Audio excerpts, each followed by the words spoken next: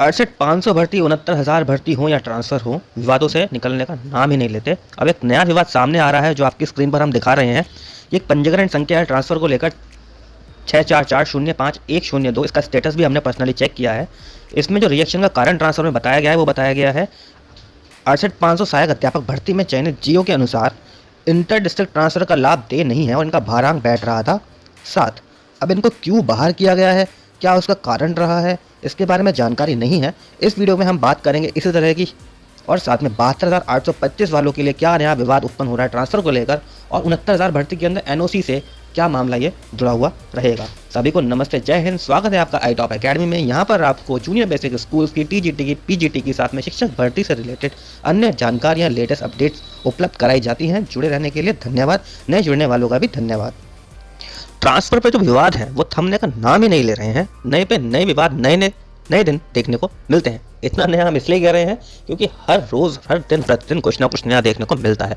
सब एक दूसरे की काट करने के लिए, किसी तरीके से हमारा ट्रांसफ़र हो जाए उसके लिए नए नए तरीके अपना रहे हैं। कोई कोर्ट का रास्ता देखना चाह रहा है, कोई कुछ देखना चाह रहा है। वहीं पर यह नया विवाद जो जन्म ले गया है, जिसमें बोल दिया गया है कि 68,500 सहायक अध्यापक भर्ती में चयनित जियो के अनुसार इंटर डिस्ट्रिक्ट ट्रांसफ़र का लाभ दे नहीं है। अब इस बात को कुछ लोग ये कहकर प्रसारित कर रहे हैं कि 68,500 के अंदर एफिडेविट लिया गया था, स्टाम्प पेपर पर लिखवाया गया था कि कभी भी ट्रांसफ़र की मांग नहीं करेंगे, इसलिए ये फॉर्म रिजेक्ट कर दिया गया है। हालांकि कई ऐसे भी हमारे जान पहचान में लोग हैं जो 68,500 में पुरुष जो हैं उनकी तो बात ही करना बेकार है। जो पुरुष हैं उनको तो 5 वर्ष का कार्यकाल पूरा होने ना, मतलब उनका पूरा कार्यकाल नहीं होने के कारण उनको बाहर कर दिया गया है।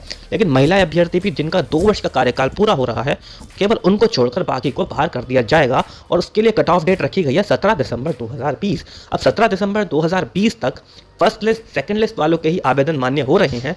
जो लोग पुनर्मूल्यांकन में आई हैं, जो महिलाएं, उनके आवेदन मान्य नहीं हो रहे हैं। तो हो सकता है यह वाला जो रिजेक्शन हुआ है वो इसी कारण से हुआ हो। इसके बारे में स्पष्ट रूप से तो जिनकी ये पंजीकरण संख्या है वही बता पाएंगे कि दरअसल मामला पूरा क्या है। भारांक 7 दिखाई दे रहा है, यानी इनके 2 वर्ष 17 दिसंबर को पूर्ण हो रहे हैं। पर और क्या ऐसा कारण है जिसकी वजह से इनका रिजेक्शन हो रहा है? क्या इनका विवाह पहले हो गया था या फिर और कोई असाध्य रोग वाला कारण है? इसके बारे में तो कुछ नहीं कहा जा सकता, पर अटकलें ये लग रही हैं कि 68,500 के अंदर जो अभ्यर्थी सेलेक्ट हुए हैं उनको बाहर कर दिया गया है। लेकिन ऐसा नहीं है, कई जिलों के अंदर उनको अंदर किया गया है। अब ये जो जिला बेसिक शिक्षा अधिकारी हैं वो अपने विवेक का प्रयोग कर रहे हैं या फिर शासन के तौर ऊपर से कोई ऐसा निर्देश आया है जिसमें इनको बाहर करने की बात कही गई है। इसके बारे में अभी स्पष्ट जानकारी नहीं है। हालांकि 68,500 वाले चाह रहे हैं कि 72,825 वालों को ट्रांसफर ना मिले, और 72,825 वाले चाह रहे हैं कि 68,500 को ट्रांसफर ना मिले। बीच के जो लोग हैं, पुरुष तो इसमें कुछ कर ही नहीं पा रहे हैं, केवल महिलाओं के ट्रांसफर के लिए ही ये उहापोह इतनी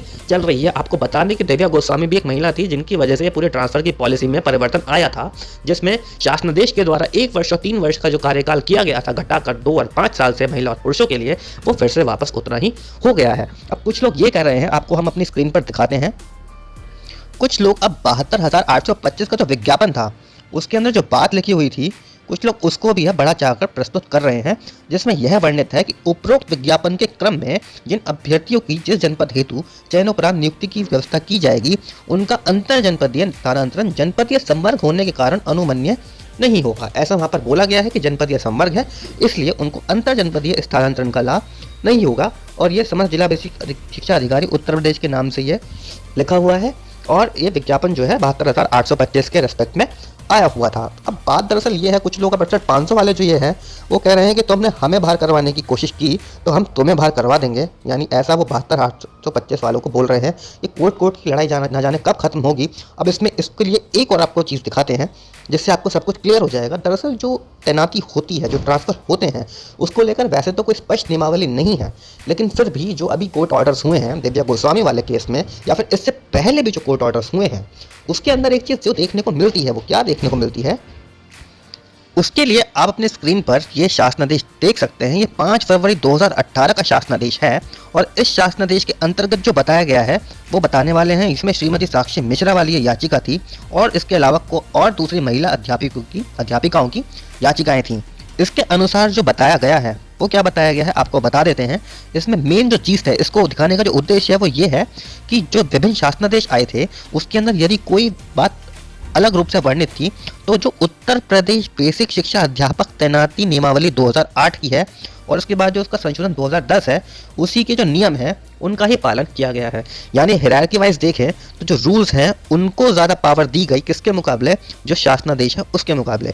यदि रूल साइलेंट हैं तभी जियो के अंदर कोई नई बात कही जा सकती है, अगर रूल साइलेंट नहीं है तो जियो में कोई नई बात नहीं कही जा सकती, और यदि जियो में कोई नई बात कही जाती है तो फिर वो काट उसकी हो जाएगी। इसका सबूत जो हमने आपको बताया वो दिव्या गोस्वामी वाले केस में देखने को मिला था, जिसमें महिलाओं की जो मिनिमम वाली बात है वो 2 से घटा के 1 कर दी गई थी और पुरुषों की 5 वर्षों की कार्यकाल वाली बात को घटाकर 3 कर दिया गया था शासनादेश के द्वारा, जिसको कोर्ट ने हटा के बोला कि नहीं, रूल्स के अंदर जो है आप उसे लिखो और अब उसी से भर्ती माफ़ कीजिएगा, उसी से ट्रांसफ़र होने जा रहे हैं। तो आप समझ सकते हैं कि ट्रांसफ़र के लिए रूल्स यानी जो 2008 की और 2010 की नियमावली है वो सुपीरियर है। ऐसे में चाहे बात कर लें कि 68,500 का वो एफिडेविट हो या फिर 72,825 का वो जियो या नोटिफिकेशन हो, वो बिल्कुल भी मायने नहीं रखते। उसके अंदर यदि बात लिखी हुई है कि ट्रांसफ़र अनुमन्य नहीं होगा तो वो वैलिड नहीं माना जाएगा और उसके ऊपर केवल जो नियमावली है, रूल्स है, उसको ही फॉलो किया जाएगा। लेकिन अब ये जो अलग अलग जिलों के अंदर से अलग अलग बीएसएस अलग तरीके से इसको देख रहे हैं,